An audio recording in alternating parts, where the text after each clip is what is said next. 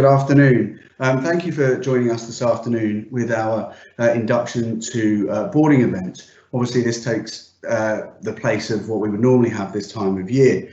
I'd like to introduce myself. My name is Daniel Swan. I'm head of boarding, and a little bit later, Mr Gale will be joining us, who is deputy head.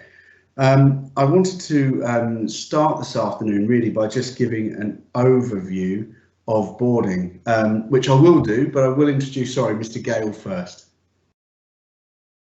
It's Mr Gale. There we go. Afternoon.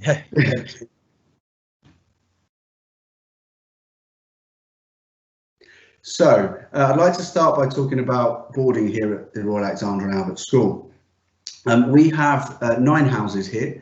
We have 8 senior houses and 1 junior house. So we have the 8 senior houses that are through from year 7 through to senior, and then our junior house, which is year 3 through to 6. The houses are all co-ed. The junior house is co-ed, so that means it's obviously boys and girls, and they have their separate wings. Whereas Gatton House, Gatton Hall, it's our 6th form, is also co-ed. The senior houses, Alexandra, Elizabeth, and Cornwall are our girls' senior houses, whereas Kent, Edinburgh, Gloucester and Albert are our boys' senior houses. Each house is run by a resident head of house. They have live-in resident tutors and a resident deputy, as well as having teaching tutors that will do duties in those houses during the week. The houses are really well staffed. We have lots of experience within our house staff, and all houses aim to provide a safe, secure, structured and fun environment where your children can obviously grow and prosper and develop over the years with us. The aims really of our community, our boarding community, are ones that support the whole school aims.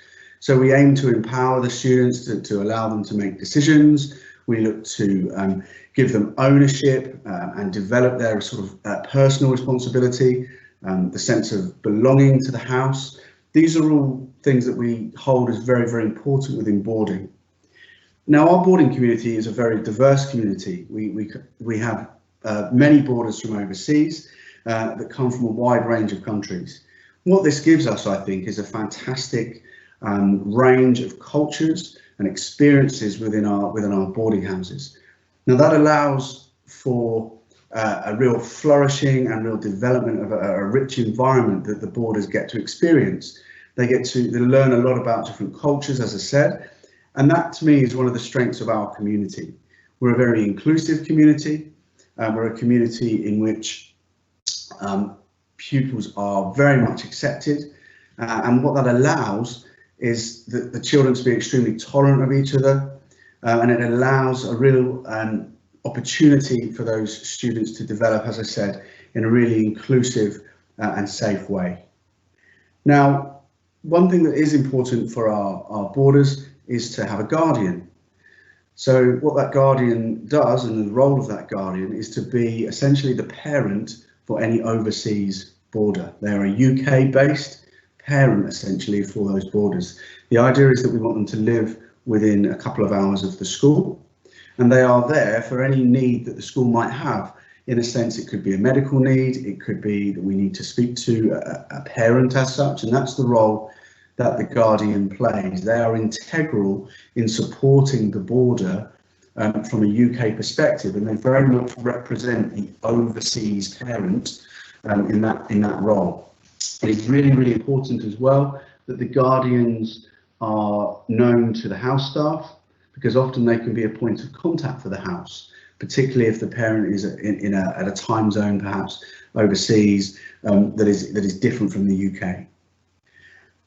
So the houses that we have, as I said, are very much diverse, but one of the things that we do have across all of the houses, as I said, is a real community spirit. All of the houses, although they are different from the people that run them, they very much all have the same flavour and the same essence of that which we want to promote here at Gatton. Now, one of the big changes that we've had in boarding this year is that we are moving towards vertical housing. Now, what that means is that our houses, rather than being horizontally organised, So at the moment we have middle houses, which are year 7, 8, 9, and senior houses, which are for the older exam group children. Rather than having that, we're going to have houses that start at year 7 and work all the way through. So that means that your son or daughter will stay in that house when they join, and what that allows for is a real continuity of care. It allows for your child to experience and work with the same house staff, the same head of house, to allow them to really develop those relationships. But what it also allows is for them to stay with that group of friends as well through their time in the house. And it's really important, we feel, that during their time at our school, they really represent with that house. So in a sense, they might be Edinburgh House first as part of their house, and then Royal Alexandra and Albert School. They very much will identify with that boarding house from spending so much time within it. What it also allows us to do is to develop a whole host of inter-house activities. So next year we are really looking at a programme of inter-house competitions and really driving that house identity, making them feel, you know, a real sense of belonging and a real sense of pride in where they live. Now, vertical housing may mean that your child has moved boarding house. It may mean that for some they have been reallocated to another house. That was obviously necessary if they were moving to a house that didn't have certain year groups. But we are absolutely confident in the houses that we have and the staff that we have to make this work, and we fully expect all the pupils and all the boarders and the flexi boarders to really enjoy and buy into that. Other developments this summer at the school, Rank Western House, which you may know as our junior house, is having a thorough redevelopment. So although it may look the same from the outside, when the pupils come back to the house and go into the house, they will see a very new, gleamingly freshly painted, renovated house from the inside, which I know Mr Stafford, who is our head of juniors, head of junior boarding, and his team are very much looking forward to. Now, I would like to just talk about little house routines and what is a typical day in boarding. Essentially, although not absolutely identical, houses will follow a very similar routine. So they will be getting up about 7 o'clock in the morning, and they will then be going off to breakfast. When they go to breakfast, after that, what they do is they then head off to school. So once they've gone to school, they spend the day there. Obviously at break time, they can come back to house. At lunchtime, they'll go back to house. But the boarding time then really starts when they come home from school at sort of 3:35, 3:40. And I use the phrase come home from school because that's how we want it to feel. So they do come home, they're welcomed back by the house staff. And then through the afternoon and evening, they will be doing activities. They will then go to tea, they'll be doing prep. And then they'll be spending the evening in the house having some downtime, spending time with their friends, perhaps hopefully contacting home. And during that time, really enjoying the house and being able to relax at home, essentially. Other routines that I think it's important for you to understand. There is a daily laundry service that goes to the houses. The houses will send to the school laundry. Really, really important, therefore, that everything that you pack for your son or daughter is clearly named because it goes off to school laundry. Other routines I mentioned earlier was prep. Prep is a really key part of the day. What prep allows for is that continuation of the learning from the school day, and obviously the preparation for the next day and for future lessons. Prep is monitored closely by house staff in coordination with school staff, heads of year, etc. in school. And one of the things that we really want in prep is for the pupils to not only work hard, but to spend some quality time on their prep, but to also use the time well, get some support from the house staff. And as I say, use that time because they're in a very lucky position really, because yes, they'll be sitting there working with their friends, but they will have 2 or 3 staff around to ask questions, to give them some guidance. And we really want them to use that time because we do feel boarders can really get the most from prep. One other thing which I'll touch upon in the evenings is that's a time where parents can communicate best with their sons, daughters. It's a time, obviously a slightly quieter time of the day. It's a good time for you to contact the house or to contact them on their device. The boarders will have their devices back for the evenings. We do collect them up at bedtime because we feel that it's important. There are no distractions when it's time to go to sleep. But there is plenty of time for you to have those conversations, that sort of daily catch up, which is important for them and yourselves at the end of the day. Just a couple of things really for first-time boarder parents. I think it's important to trust us, and I say that with my parent hat on. We have a team here of really experienced professional boarding people that have spent many years working in boarding and have a whole host of experiences across many schools, but all with that shared knowledge of how to work best in boarding. We have an excellent staff here across all of the houses that really do give a fantastic level of care to the children, but above everything, they treat them as an extension of essentially their own families. The heads of house will very much view it that way, and I say that as a previous head of house. Just a couple of other bits of information. What to bring. Please ensure that you pay attention to the new pupil booklet. That booklet should be with you. If not, it will be very soon. And in that new pupil booklet, it has all the information about what you need to bring into the house, what you need to bring for boarding, for school. What you will also get nearer the time, so nearer to September, is information from the house that your child will be allocated to. And that information about allocation will come out very soon as well.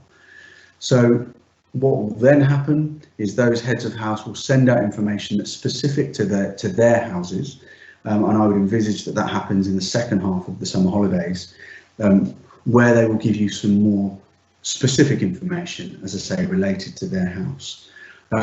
Just a couple of things that I do need to add, that I know that if I didn't, the matrons in the houses would be cross with me, which is please make sure that all of the items they bring in is carefully named. Because as you can imagine, there are, say, 50 children in that house that all wear white shirts, and they all bring 4 or 5 each. That's a lot of white shirts, and it's really important, obviously, that everything is named so we know whose is whose. So just a little bit of housekeeping there. On a personal note, I'm really looking forward to meeting all of our new boarders. It is a difficult time at the moment, and this is obviously a day where we would normally get to meet you in person, and this is obviously a little bit different, and I look forward to hopefully speaking to you or meeting you when the term starts in September. I'm now going to hand over to Mr Gale. Mr Gale is going to be leading the Q&A, which I can see some of you have already sent in. So, Mr Gale. Thank you very much, Mr Swan. Just to do a proper introduction of myself, I am the deputy head at the school, and I have oversight of pastoral care, and I work very closely with Mr Swan as director of boarding to ensure that your children will get the best experience they can. I think if we were to boil down our role to a real sort of core purpose, firstly and foremostly, it's to make sure that your children are safe, and then that they are able to flourish, as Mr Swan has described, and develop into the individuals that we want them to develop into here at Gatton. Now, I've seen lots of questions popping through, so thank you very much for engaging with that. We've also got some questions that have been sent in advance, and what we'll do is we'll try and go through and tackle those and answer any of those questions that you have. Before I do that, I think it's nice for Mr Swan and I to share that we are, as Mr Swan alluded to, we're both parents and we both have children that come to this school. My daughter is going into year 7, and she will be taking advantage of boarding as a flexi boarder, and she loves the experience, and I know my hand and heart that she is incredibly safe and she's incredibly well looked after when she does board, and your children will be benefiting from that. And I suppose that's the main reason that you've chosen to come to the school and put them in our care. Let's go to a few of the questions that you have now. So firstly, when will your child know which boarding house they've been allocated? The allocation will be sent out to you in the next week or so with further information, so you'll find out which house they're in. Another question about dorms. When will a child be allocated to a dorm? That will be by the head of house. At the beginning of term, they'll be allocated to a dorm based on different criteria. They make a decision about which dorm to put a child in based on the dynamics of that dorm, who will be able to support them, who they're going to get along with, and the best environment for them to flourish within the boarding house. How big are the dorms? Well, they vary. So in junior and in senior, they'll be different. They have slightly larger dorms in our junior house. The average size of a senior house will be about 3 or 4 beds within a dorm. And as children get older, they get a bit of a privilege by going into smaller dorms and sharing with fewer people. And our sixth formers, a lot of them will have single dorms, so they don't have to share with anyone, and they have their private space to enable them to study for their A levels. Do many pupils stay over at the weekend? Yes, we have. I'd say the overwhelming majority of our boarders will stay at the weekend, and they will have a thorough sort of activity program to ensure that they can have some relaxation, but also engage in lots of different activities and trips off site as well to make the most of that time outside of school lessons. I think some questions for you, Mr. Swan, now. So if I bring you back to the screen and I'll ask you a few questions. So firstly, could you just go back over a little bit of the devices? So I think that's something that's coming up quite a bit about devices and what they can bring. Yes, so the children are allowed to bring devices. So boarders will bring, a phone, a PlayStation, an iPad, a DS, whatever. They'll bring their devices back into school, and we're happy for them to bring stuff into school. What we ask them to do when arriving at the boarding house is that they log those devices with the head of house, so the houses know what devices each child has. In that way, it helps to keep that secure. And then what we do is we allow them times of the day where they can use those devices, because what we don't want, which I think is probably a concern of most parents, is kids staring at screens all the time. He says, looking at a screen at the moment, kids staring at screens all the time. So, and one of the ways we mitigate against that is that by age, we allow them a certain amount of time per day. So if I give you an example, in the senior houses, the year 7, 8s and 9s, they would get their phones, devices, shall we say, back at the start of prep. Some actually will use their phones or their iPads to support their learning. Some may not, in which case they just put them to one side. And so they would get them back at that point in time, and then they would keep them through till bedtime, through till about 9-ish, 9:15, something like that. The senior students, some of the older ones, so the year 10 and 11, would get their phones, devices back a little earlier, so about sort of 5:30, 5:15, something like that. Whereas sixth form, we allow them to keep their devices because we feel at that age they should be responsible enough in order to do that. So that gives you a little overview really of what we try to do with that. And if as I guess like parents, if the children abuse that, then it might be that we ask them, or we say to them that they would not have their device for a day or two, or that there are other sort of related sort of sanctions, as it were, if they don't, if they use their phones at the wrong time. But the idea is we try to mitigate against too much screen time. So I hope that explains a little bit. Yeah, and could you just, there's a few questions coming up about Wi-Fi, Mr. Swan, if you could explain. Yeah, so all the houses have Wi-Fi. It's a filtered Wi-Fi, so that means that it goes through the school network, and that school network will filter out as many inappropriate, related, by age group, searches.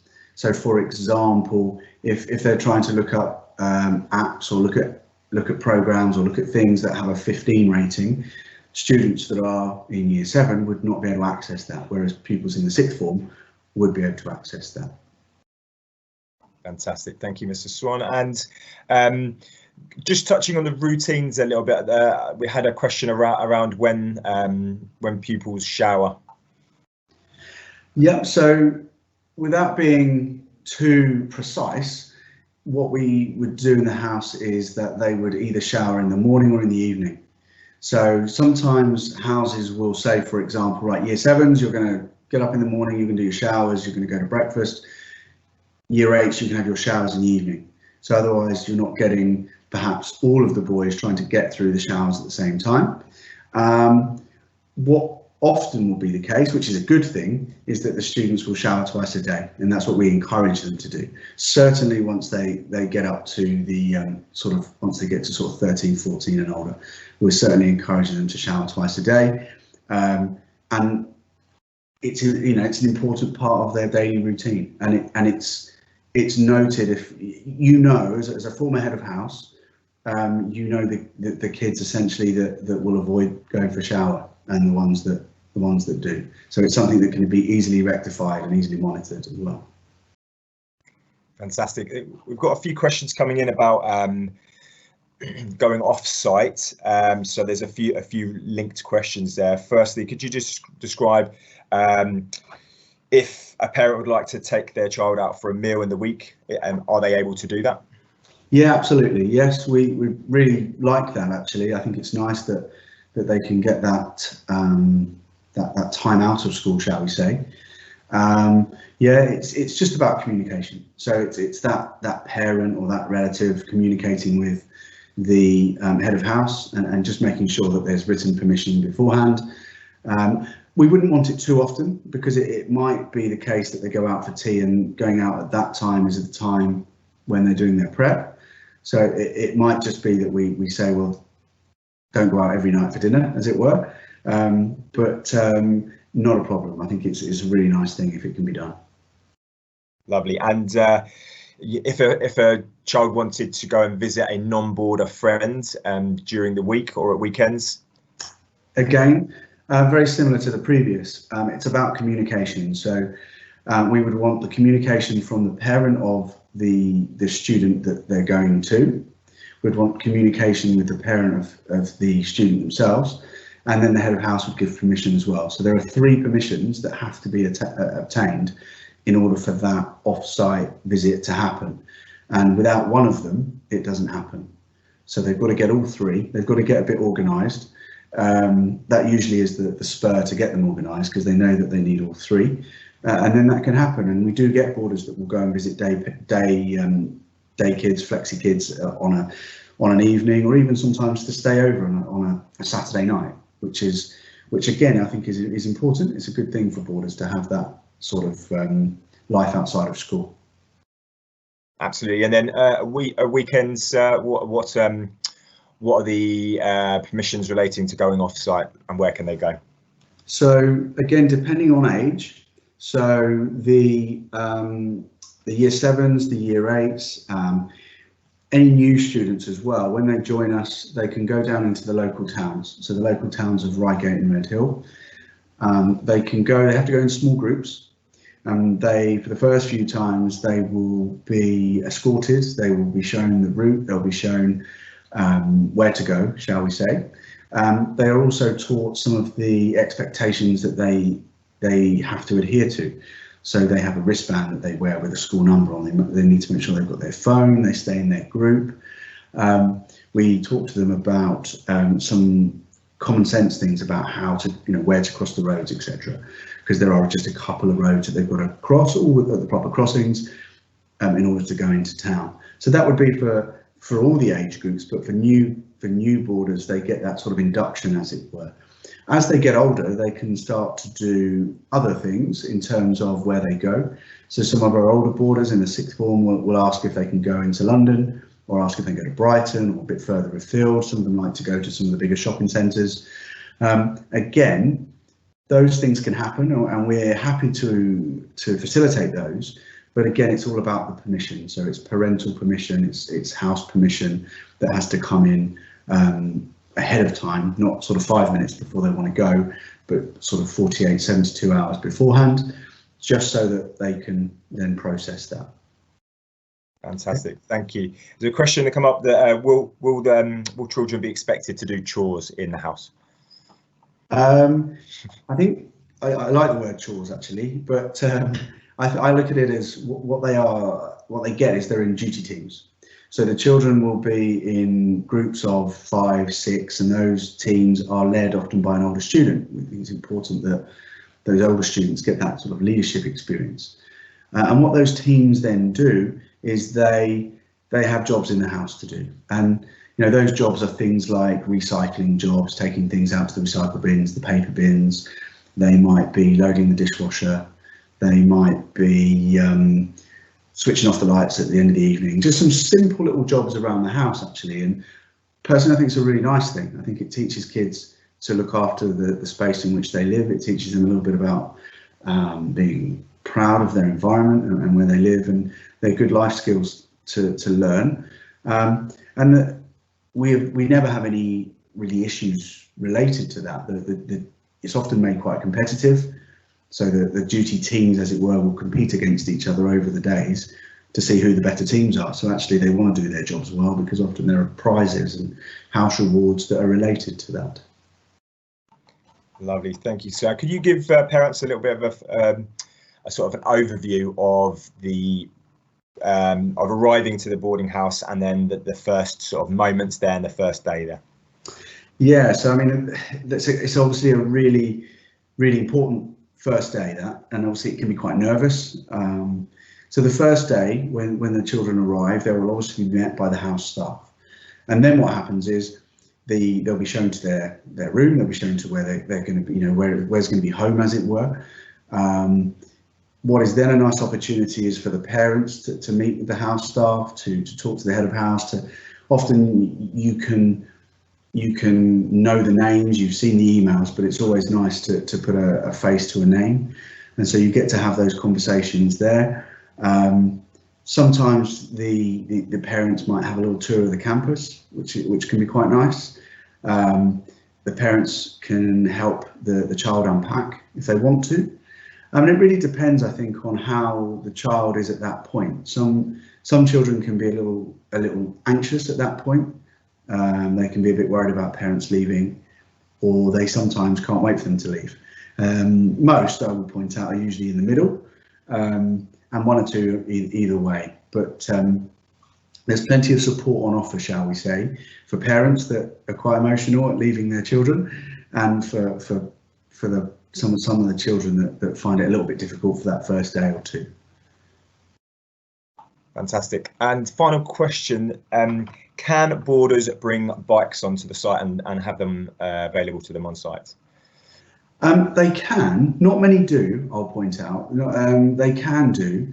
We do have a few bike storage facilities around the place, around the campus. It's the difficulty with it sometimes is it can be, they need to make sure they've got all the protective gear, and then it's often they unless they've got a friend or a sort of mate to go out and do that with, often they bring a bike and then it just sits in the bike shed often for quite a period of time. But we don't mind the children bringing their bike if they really want to, and there is storage for those if they want to use them. Fantastic, thank you. So I've seen a few questions coming in about pastoral care. I think we pride ourselves on having really effective pastoral care for all of our pupils.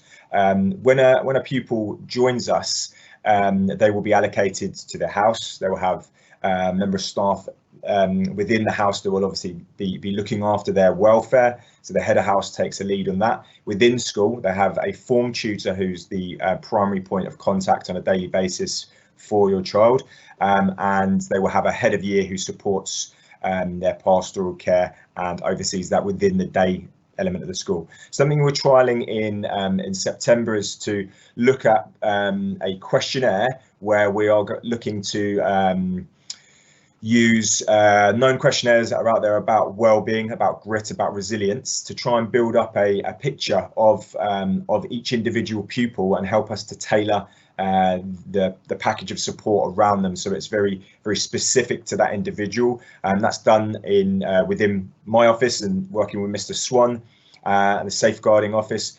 That information is kept very securely and is used in just a positive way to provide support. The heads of house will obviously keep track of individuals and their well-being, and they will make decisions on an ongoing basis to make sure that each individual child is getting every bit of support they need.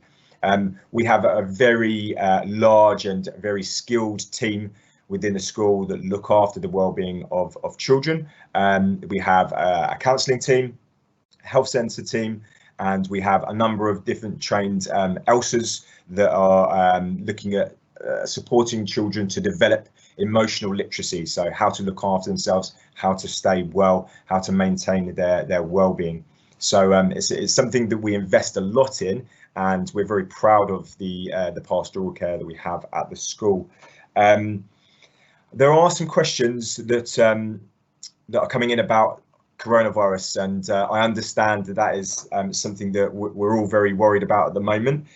We are updating our news section on the website with the most relevant information. I'm sure you'll understand that is changing quite a lot. It's pretty dynamic. We're getting updates from the government about how we need to support our pupils on a regular basis, and we are working within the leadership team to assess the information that we're given and to come up with a plan that looks after all of our pupils. We have been open throughout.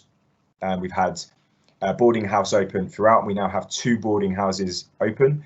We've been working very closely with the Boarding Schools Association to make sure that we're running those houses in the safest way possible. And the children that are here have been well, and they've been well looked after. They've been happy and safe throughout the whole process. Looking to September, anything I say now may change. So I would advise you to look at the news section. We will be communicating to all parents to make sure that you are you're aware of any changes. Our plan at present, based on the government guidance, is that we will be open as fully as possible, and we will have steps in place to make sure that we safeguard children and that we look after their health and welfare. There will be a quarantine process that you can take advantage of at school. That information has been sent out to parents about this. This is only for those that absolutely require it based on the British government's quarantine guidelines. So do look into that and get in touch with our admissions team if you need to take advantage of that. You can obviously use your guardian that you've appointed, and that will meet the expectations of the government. Or if you'd like to take advantage of the service we're offering on site, then please get in touch with us. We'll be sending out lots of information about how that works for those families that do sign up to it. There is an information booklet for new pupils that's been sent out. That is on its way to you now, and is also available on our website if you go to the information for parents section there as well. There was a question about guardians. Mr Swan spoke a little bit about guardians. He is sending a communication out which has information about where you can go to find out about agencies that provide guardians, and that's all overseen by a national body, which will ensure that you are sort of given the right guidance and that you go to reputable agencies. But do get in touch with us if you are concerned about that at all. Another question I've just seen pop up, which is about buddies, and I suppose that goes back to what I was talking about a moment ago with the pastoral care. We do use peer mentors and buddies within the house and in school to ensure that pupils have someone that they can talk to, that they can get advice from and get support from. We also have staff mentors that we assign to pupils as well, and that's a really effective system for looking out for our children as they navigate challenges that children have to navigate. One thing that I'd add to that is that the heads of house are those individuals that we want you to go to make sure that you share any concerns, because sometimes pupils will not share concerns about things, and they come to their parents. Naturally they speak to you about that, you know, if they're having any challenges. The head of house can't deliver proper care unless they know about some of these things. So I'd say that just make sure that you communicate effectively with the head of house so that they have all the information they need to be able to support your child in the best way possible. We're always looking at improving the care of children here. We've got a number of different ambassador groups that are looking at improving our community, improving the support we give to children. A new project we've had recently, as an example, is the anti-bullying ambassador program, where we had a group of individuals who went up, a group of pupils who went up to be trained by the Diana Award, and the organisation that set up the anti-bullying ambassadors, and they were trained on how to support pupils. We're very proud that we have very little bullying that takes place here at the school. In all schools across the country, children will at times not be particularly kind to each other. I'm sure we've all witnessed that, and we may have experienced it as children ourselves. We pride ourselves in having very little of that, but that doesn't mean we're going to stop there. We want this to be the safest, most inclusive community we can have, and our anti-bullying ambassadors are working on a number of different projects to make sure that happens. I spoke with Jasmine Thompson, one of our boarders here in Cornwall House. She's one of our lead ambassadors, and there's a clip on our YouTube channel where you can watch me interviewing her and finding out a little bit more about what she hopes to achieve with the project. So I'd guide you to that and many other webinars that we've put on our websites and developed over the last little while to make sure you have all the information you need. I think that covers most of it, and if you do still have any remaining questions, please don't hesitate to get in touch with us. As I say, there will be information coming out to you which hopefully will have all of those answers that you need in there, but please do get in touch if you'd like any more answers. We are very much looking forward to welcoming your child to our boarding in September, and we hope that you have a lovely summer. Thank you very much, and thank you, Mr. Swan, for your time.